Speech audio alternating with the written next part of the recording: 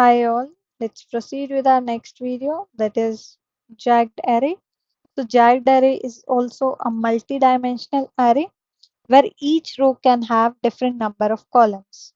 For example, in previous videos we have seen 2D arrays where we had a matrix kind of thing where we already saw 0 0 index, then 0 1, then we saw 1 0 and 1 1.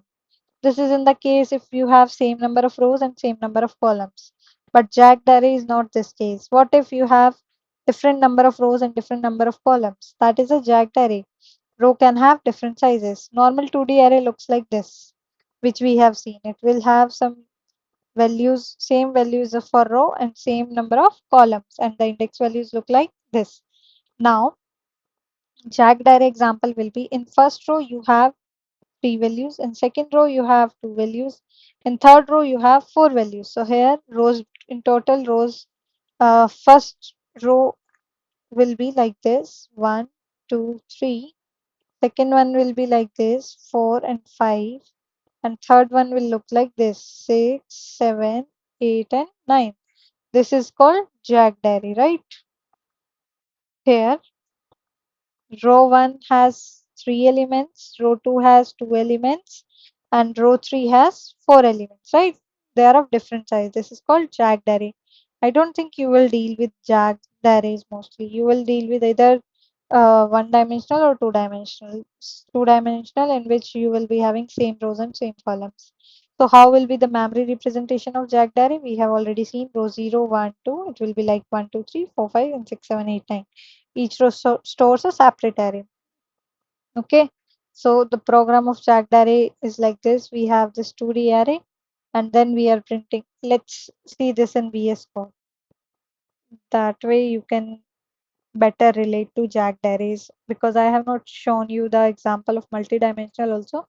This way you will be clear with multidimensional array.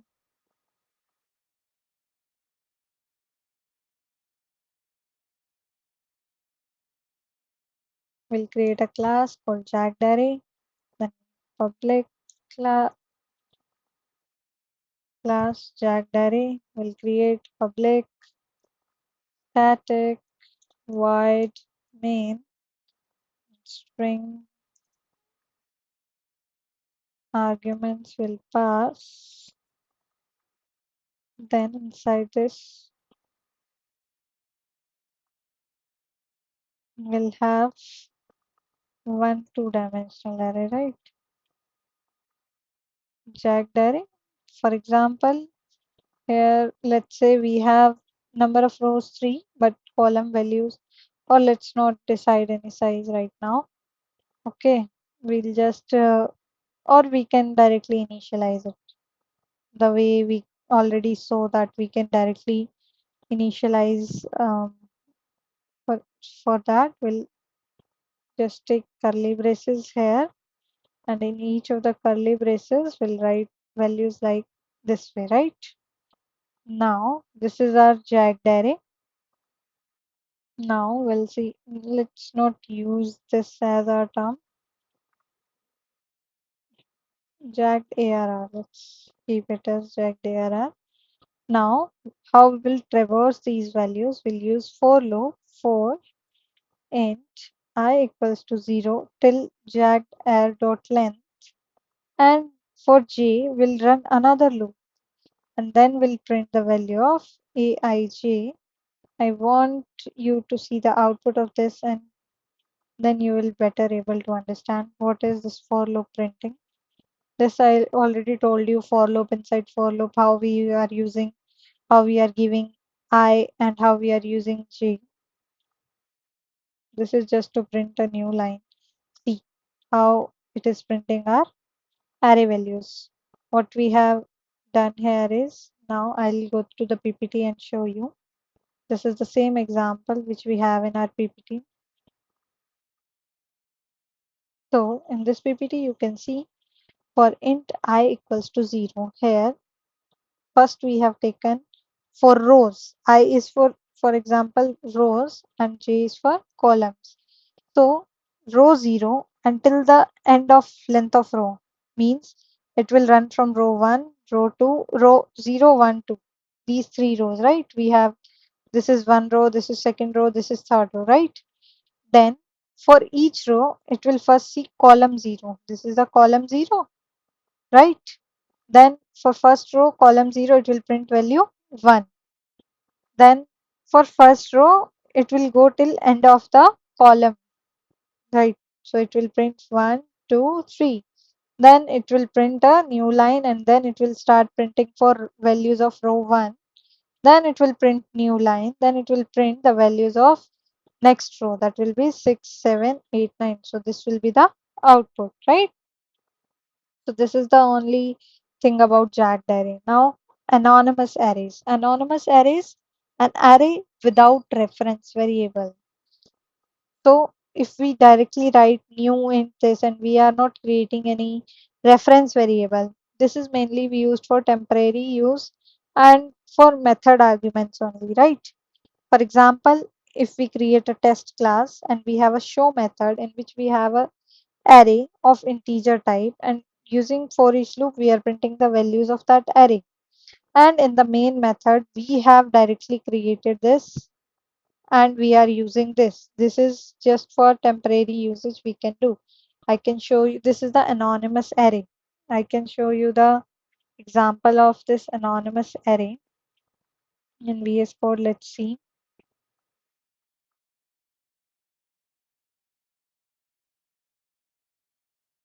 Let's create another class,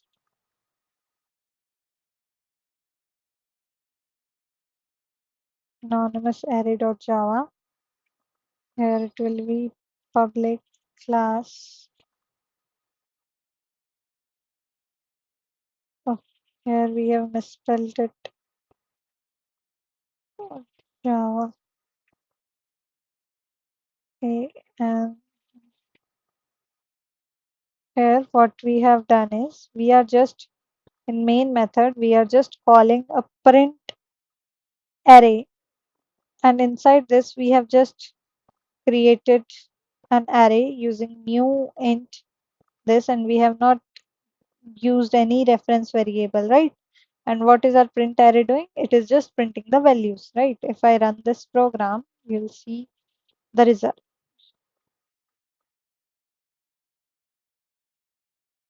See, here it is printing 1, 2, 3, 4, 5. Because with print array, we were just printing the values, and this way means you are not using any reference variable and you are directly writing the array, right? Initializing, or you can say. Now, array of objects. Till now, we have not seen objects, but in later videos, we'll definitely see them in detail. So what is array of objects? Array can store objects also.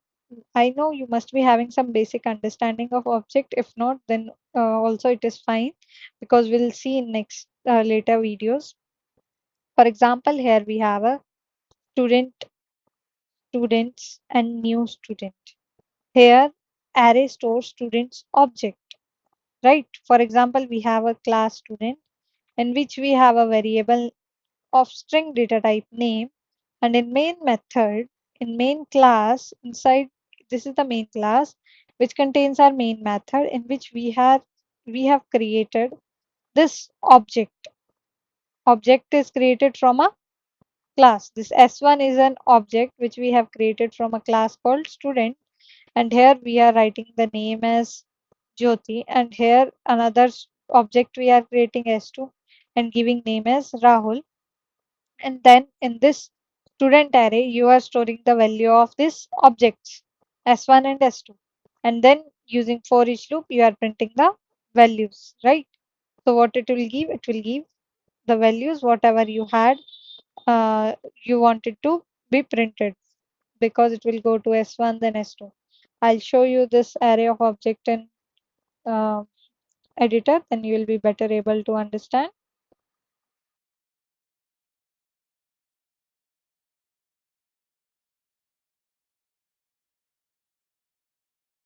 Array of objects dot java. Let's create a public class array of objects in which we will be having our main method, public static void main string arguments. For example, here we have a string array, right? In which we have hello world Java, three values, okay? Then we are just printing it. But I don't want you to be, string is also an object, but I don't want you to get into it. I'll just create a separate class here, student, in which we will take just string name, right? Now, or you can declare it above, right? You can write here, and in array of objects, what you can do is you can just create a student object s1 equals to what you will write. You will write new student, and you will assign s1 dot name equals to Alice.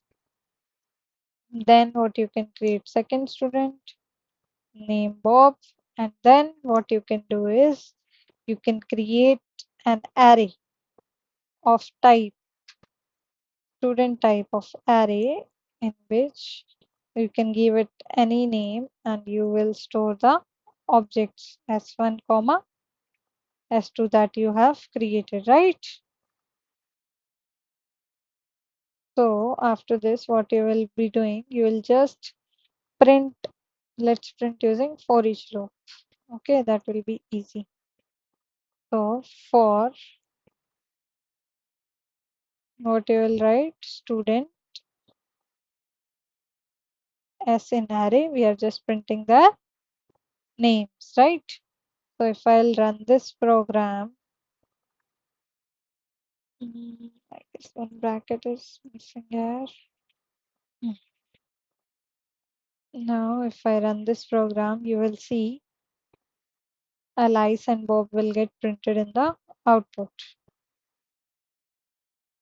See, Alice and Bob got printed. This is just printing the, or we can say we have seen about arrays of objects. And if you are unclear about any of the concept, you can comment down and I'll make sure that I'll clear those doubts.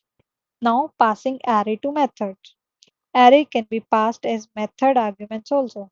For example, if you are using something, creating a method, say print array, and you are giving array as an argument. For example, we have a test class. Inside test class, we have a method called show in which we have given our array, and we are just using for each loop printing the values present in the array. And in main method, we have defined our array, and using main method only, we are calling our array. So I'll also tell you this in editor, then you will be better relate, you will be able to relate it better. Mm, So let's proceed with the concept of passing array to method. Passing array to method dot java will create public class array to method. In this we will just create a main method and then public static void main string arguments. And what we can do is we can create another show method before this in another class, or in same class we can create. Let's create a public method, public static void show, right? We can create this method in which we will directly pass integer array, right? Inside this, what we will be doing, we'll just write a for each loop to print the values, right? So inside this main method now, we'll have just an array int my array and showing this array. Now if I run this program, you will see that I'll get this in my output. All the values 10, 20, 30, 40, 50.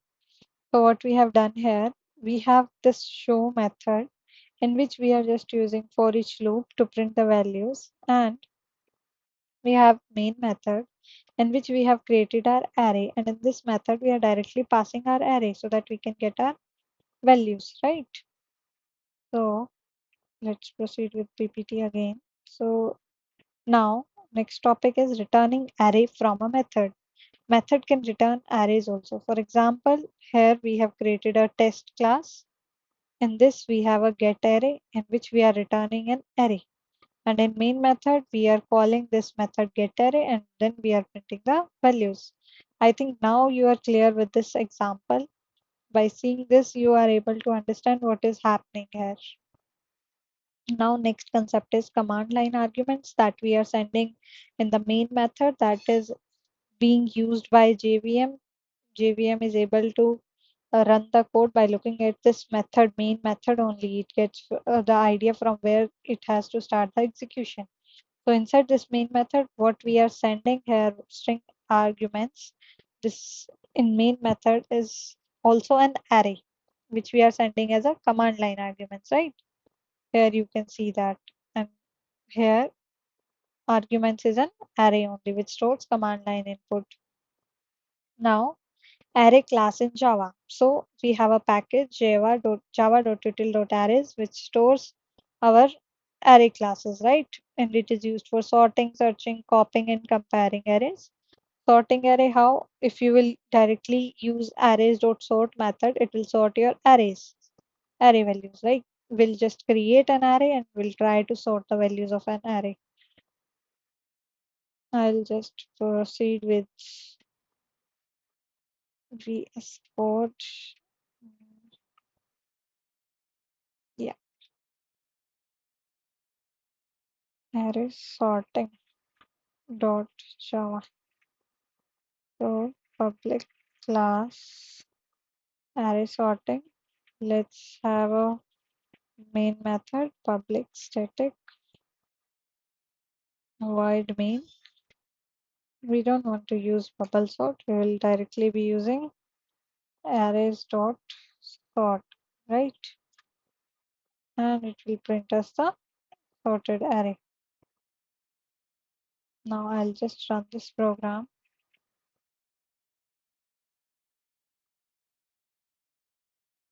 See, it says error cannot find symbol because we have not imported it.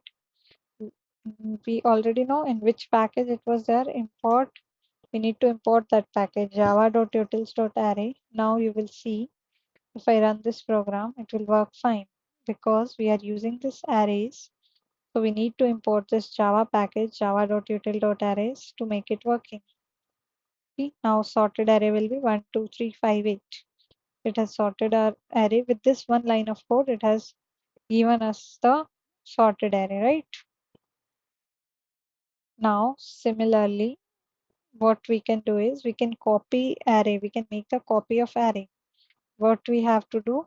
We have to just write arrays dot copy of. It will create the copy, and then what we can do? We can just like it will create the copy. Let's just run it once and we'll see. Then we'll print the copied array, right? Now I'll run this program. Here you can see the copied array will be the same as in copy of we are passing array till the length of array. ARR is for 0th index till the last index, and till the it is like including the first value but excluding the array dot length. Okay, so it will print our copied array like this. Okay, now another thing is what we can have is comparing of arrays. Now we can compare arrays.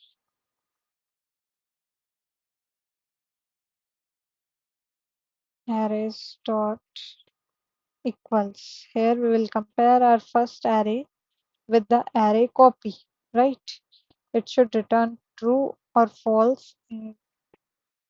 See, here what we are doing is arrays are equal, we are checking, in which we are giving arrays equals method, in which we are first taking our array, and in another we are taking the copy of that array. And in another example, we have our array, and we are just for temporary use, we saw now we are taking some array values. We are doing that. This is the again, see, temp code runner file is causing some error. So what we will be doing, we'll just delete this file and then we will run. If you face such issue, you can also do this. Now, if you run this code, still it will show some.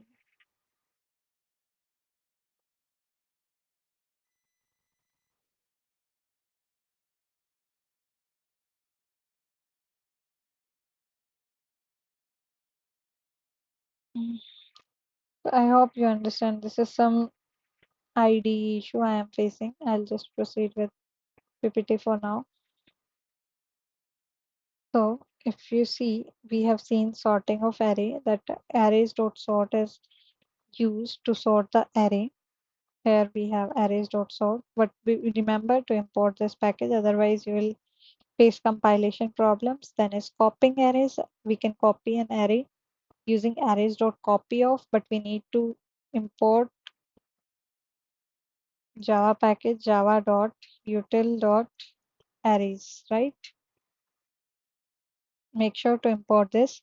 And what you are doing here is for first argument will be included, and this is representing the index 0. Okay, this will be excluding. Last value is excluding. Excluding means it will take till array length minus 1. Array length minus 1 is the last index of array, because if we see, we have three values, so indexing will be from 0 to 1, because array follows 0 based indexing, right? So make sure while copying array, you will be remember the first value you will be keeping in the parentheses will be including and another will be excluding. And if you want to compare two arrays, then you can use a method arrays.equals, in which you can pass both the arrays and you can compare. It will give you either true or false based on your comparison answer. Okay. Now, important array properties are: array is of fixed size. Array size cannot be changed once created. But if you did not define any size and you want to change it dynamically, then we have a concept of array list. That is the part of collection framework, which we will be uh, considering in next videos. Or in next video, I will teach about array list, and later during collection framework, we will skip this topic. Now, same data type, values it stores, and in continuous memory, right? Also, we have seen array index out of bound exception. Another exception which can occur is null pointer exception. If we use null value, if we assign some array value equals to null and we'll try to find the length, so we'll get into the problem. We will not get the value of this. We will get null pointer exception, right? Null pointer exception. Okay. So common mistakes what student make is first confusing this length and length. For array, remember we use this, and for string we use this, in which we have parentheses after the method that is used for string, not for arrays. Okay, you can see this. And using invalid indexes. If you have index only 0, 1, 2, and if you try to access a value which is present at index 6, but index 6 is itself not existing, so this will throw you the error. So always use valid indexes. For getting inner loop in 2D jagged arrays, if you are using multi-dimensional arrays, be specific with using, if you are you have to write a for loop inside a for loop. Nested for loop or double for loops you need to use. So always remember this. So this was all about this video. I hope you like this video. Thanks. All bye.